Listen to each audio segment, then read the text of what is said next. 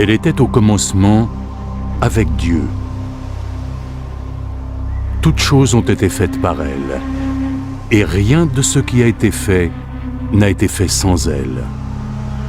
De la parole naissait la vie, et cette vie était la lumière de l'humanité. La lumière brille dans l'obscurité, mais l'obscurité ne l'a pas reçue.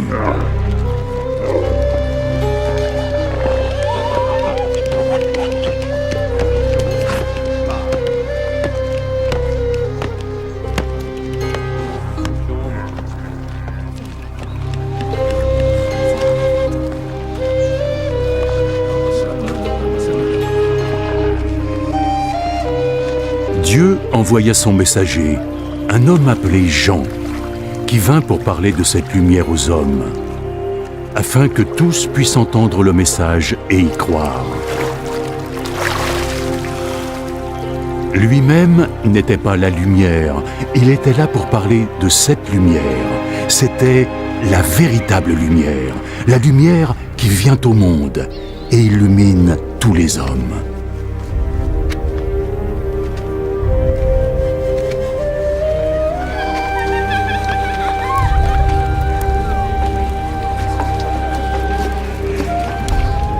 La parole était dans le monde, et Dieu a créé le monde à travers elle, mais le monde ne l'a pas reconnue.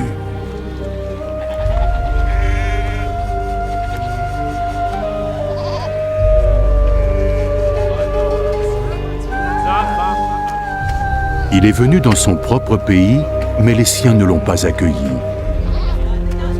Cependant, certains lui ont ouvert leurs bras et ont cru en lui. Alors il leur a donné le droit de devenir des enfants de Dieu. Ils ne sont pas devenus des enfants de Dieu par nature. En fait, ils n'étaient plus les enfants de leur père.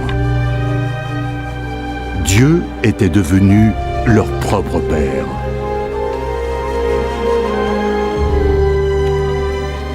La parole s'est incarnée en un homme. Et il a vécu parmi nous, plein de grâce et de vérité. Nous avons vu sa gloire, la gloire qu'il a reçue en tant que Fils unique du Père. Il a parlé en son nom.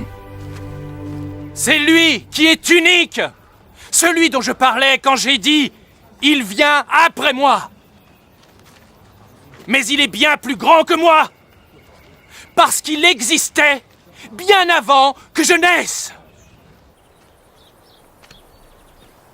Nous avons tous reçu la plénitude de sa grâce, une bénédiction après l'autre. Dieu nous a transmis la loi par Moïse, mais la grâce et la vérité sont venues par Jésus-Christ. Personne n'a jamais vu Dieu. Le Fils unique qui est comme Dieu et aux côtés du Père est celui qui l'a fait connaître. Les autorités juives de Jérusalem envoyèrent des prêtres et des Lévites à la rencontre de Jean. Qui es-tu? Jean ne refusa pas de répondre, mais déclara ouvertement et distinctement « Je ne suis pas le Messie. » Alors qui es-tu? Ne serais-tu pas Élie? Non, ce n'est pas moi. Tu es le prophète? Non. Dis-nous alors qui tu es. Nous devons donner une réponse à ceux qui nous ont envoyés. Qu'as-tu à nous dire de toi-même? Jean répondit en citant le prophète Isaïe. « Je suis la voix de celui qui crie dans le désert. Préparez un chemin pour la venue du Seigneur !»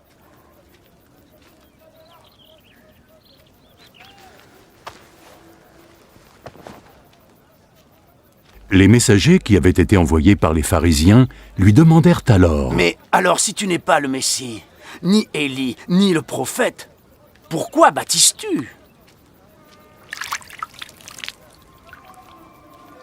Je baptise juste avec de l'eau. Mais il y a parmi vous celui que vous ne connaissez pas. Il vient me voir. Même si je ne suis pas digne de délier les lanières de ses sandales.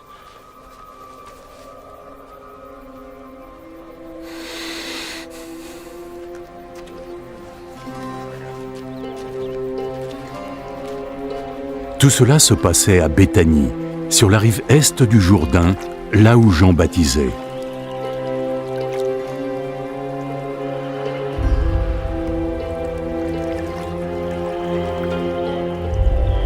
Le lendemain, Jean vit Jésus venir à lui.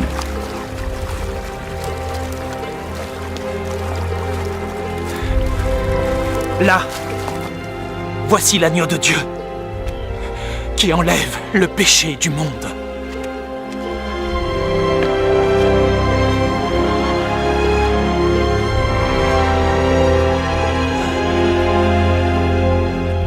C'est celui dont j'ai parlé quand j'ai dit « Il vient après moi, mais il est plus grand que moi, parce qu'il existait avant que je naisse. »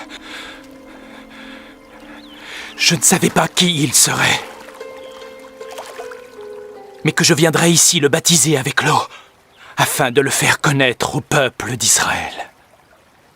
Et Jean nous a livré ce témoignage. J'ai vu l'Esprit descendre du ciel comme une colombe et se poser sur lui. Je ne savais toujours pas que c'était lui, mais Dieu, qui m'a envoyé baptiser avec l'eau, m'avait dit « Tu verras l'Esprit descendre et s'arrêter sur un homme. Il est celui qui baptise avec le Saint-Esprit. » Je l'ai vu et je vous le dis, il est bien le Fils de Dieu.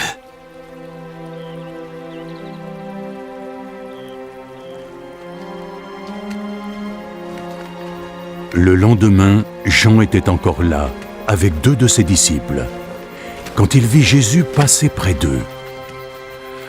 Voilà l'agneau de Dieu. Les 2 disciples l'entendirent prononcer ces paroles, et ils suivirent Jésus.